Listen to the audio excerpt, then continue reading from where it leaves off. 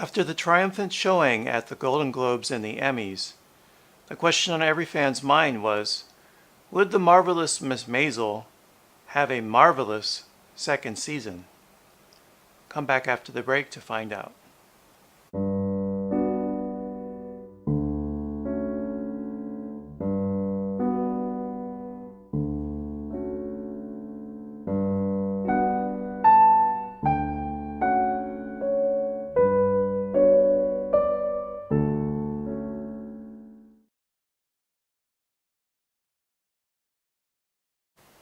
Marvelous Miss Maisel, Season 2, Episode 1, Simone.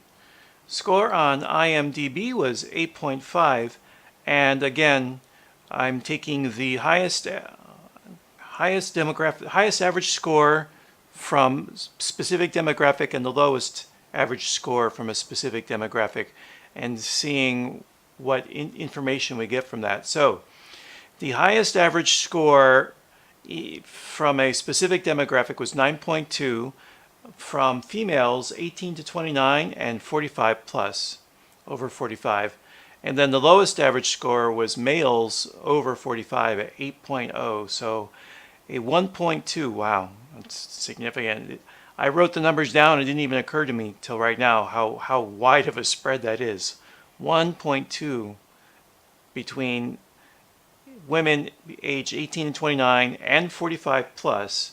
So 30 to 44 had a different range, and then men over 45. That's amazing. Director of the episode, Amy Sherman Palladino, creator, writer of Gilmore Girls, and also worked on Roseanne. She also wrote the episode, and then the director of photography, M. David Mullen, who has also worked on the series Get Shorty and Big Love. The plot summary, courtesy of Amazon, as always. After the triumphs at the... No, forget that. That's my intro. Here we are. Take two. In the Season 2 premiere, Midge takes the stage for a foreign audience, while Abe and Rose find themselves in a new world.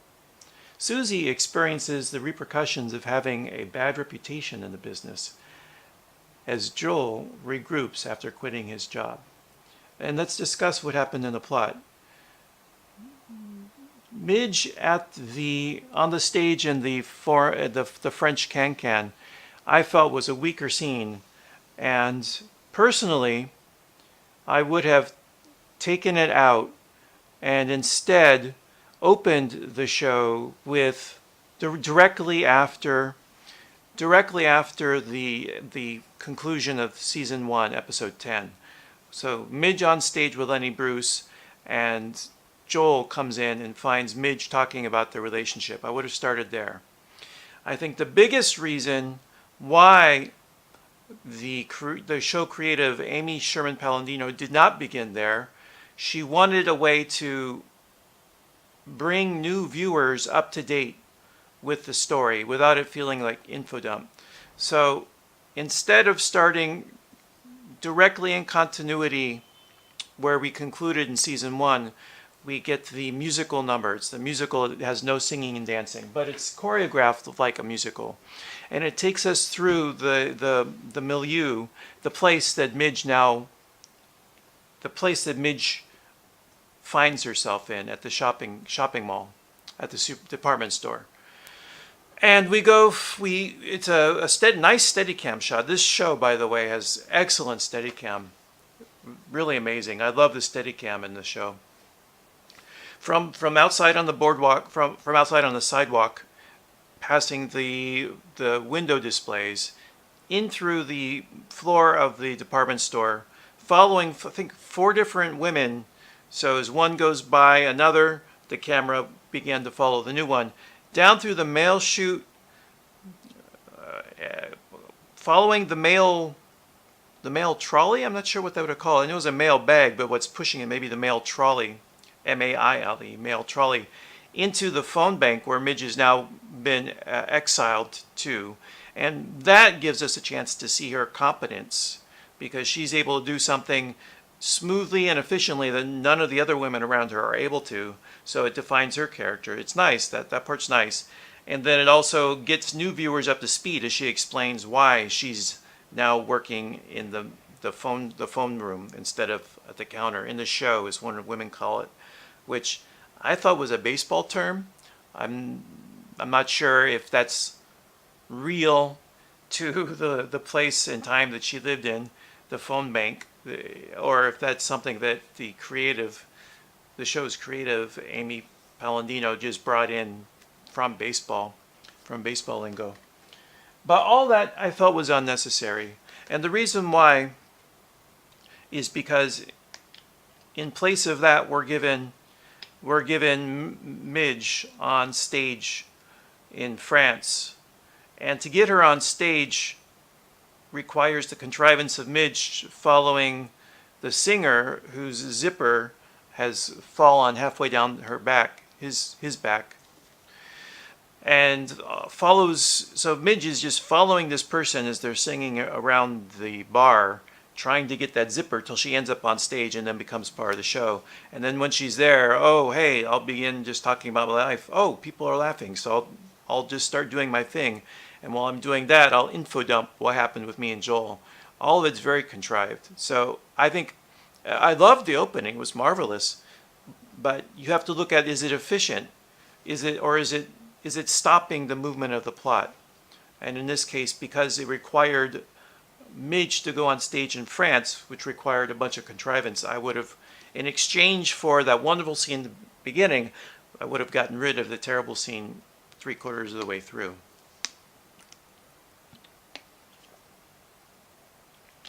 Abe and Rose. So this was interesting. We're given a new view of Rose, played by Maren Hinkle, and we now see her. She's much more independent and less tied to Abe, which is good for her character. But now we see Abe in a way. He's painted a lot weaker than we're used to seeing. We're used to seeing him being absent-minded, but not so absent-minded that he would not notice that his own wife hadn't been in the apartment for a few days. That's just caricature at that point. And my other thoughts of the France sequence before we move on to what was going on in New York. The very ending of the episode, the conversation between Joel and Midge was very heartrending, and it felt real to the motivations of the characters. And I just finished this week as part of research for my reviews of the show. I read the two biographies that Can We Talk? Oh, what's her name? Shoot, I forgot her name. The comedian that died just a few years ago. I can't believe I forgot her name. Anyways, she had difficulties with her husband, who was a producer and a director, and as she became more famous, this famous actress, why is it not coming to me? I'm kind of tempted to just stop the recording, research, and then start again, which I think I'm going to do. I'm going to stop, make sure I get her name, because it's very important to what I'm saying, and then I'll just re-begin recording. 1 second. And I'm back. Thanks for waiting, although with the magic of editing, you didn't do any waiting, did you? Joan Rivers, that's who I was trying to think of, and I'm very glad that I looked it up. And it was Rachel Brosnahan, who plays Miriam, that said that Joan Rivers was very influential in her performance.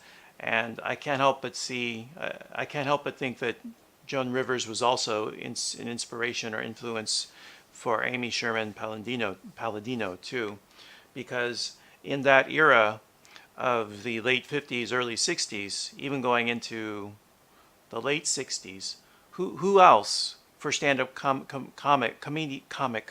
stand-up comedy? What other comedian can you think of that was out there doing it? You had TV actresses and film actresses doing comedy, but stand-up, who? I can't think of anyone, at least not that was prominent. So, and also the relationship Joan Rivers had with her husband and the way that her act directly influenced him, and in many ways was a factor for the reason why he committed suicide. It plays right into the relationship that Joel and Midge have. So for me, that was very illuminating to read those two biographies, Intertalking and Still Talking, because it showed comparison contrast. It showed kind of like what the uber relationship between Midge and Joel could be considered to be. Let's see, going back to the plot description from Amazon, we have not talked about Susie. So Susie's plot, so I think this episode really there were three, an A, B, and a C plot, unless you consider that the whole Paris storyline was two, one between Abe and Rose, and then one of Miriam, Midge, and Joel. Then there were four, A, B, C, D. But I think we can consider that the C plot between the characters of Susie Meyerson and the hired thugs was a more of a comic relief, because Midge's plot between her and her husband was the drama of the episode, and Abe and Rose was comedy with an undercurrent of drama. But Susie's was basically comedy, and she does comedy so well. There's the scene when she's in the taxi and her kidnappers are stuck in New York traffic, and she's making small talk, and one of the kidnappers makes reference to Helen Keller, I believe, and then references another Broadway play, and then there's a pause. So he tells her to shut up, and there's a pause, and Susie, or I should say the actress Alex Borstein, really holds the pause, and then she says, "It's great that you're into theater." And then it's silent for like a second or two before they cut away. Those pauses are great. The joke lives and dies in that pause, really. And a good comedian can make something that's not funny, they can make it funny with the pause and then their delivery and face. And she can do that. The line itself was funny anyway, but her pause on that. And that whole plot takes an interesting twist where she ends up bonding with the two kidnappers, and they don't like hurting women anyway, so they just let her go. And in fact, you could almost consider them friends at that point. That was a nice twist, and I thought it was well presented. It was believable. You could see each step in the evolution of that relationship. They were able to give it enough screen time and make each scene interesting enough that you weren't bored as it happened, so that when the twist finally happened, it was believable. You could see that. And then, let's see, our ABC, we're saying there's an A, B, and a C plot. And so the C plot was Joel.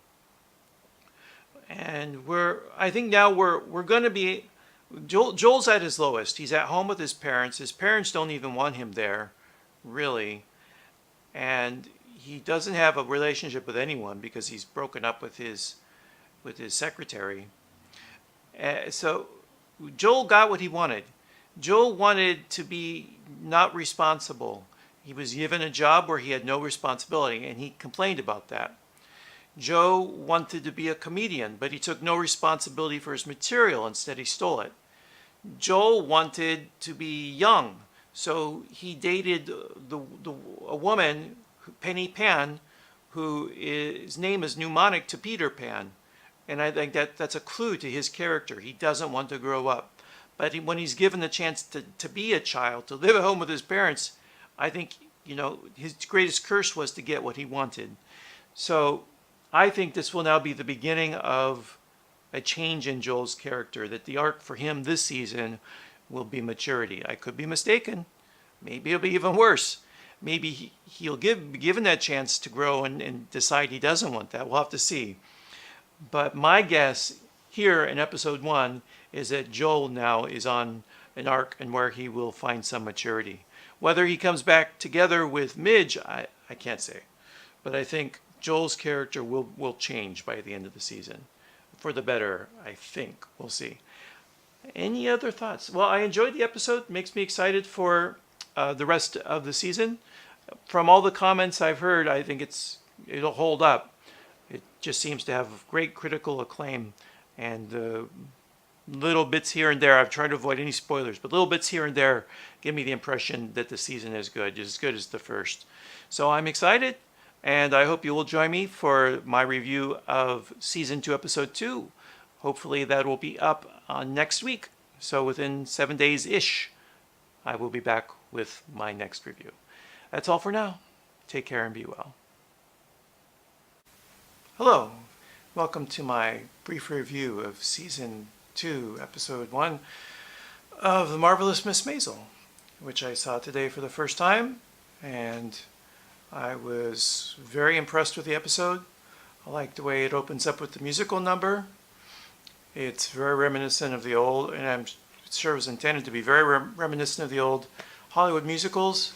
I've always kind of felt that the show's influenced by Rock Hudson, Doris Day comedies of the 1950s, and the way that they use the color too, give the feeling of the Technicolor movies. And the balance between humor and pathos was adroit as usual, and the episode ends on a real cathartic moment. Maybe not even cathartic, just sad. I don't think that the main character, Miss Maisel, has reached a realization that would lead to catharsis. At this point, she's in stasis. She's stuck. Moving the setting to Paris was interesting, especially for the first episode of the season. You'd think you want to ground the show instead of moving it to someplace new. So it displaced the viewer in some ways. And I think it was intentional because the characters felt displaced. And this has been my test of the microphone stand, checking the audio volume, see if this setup works.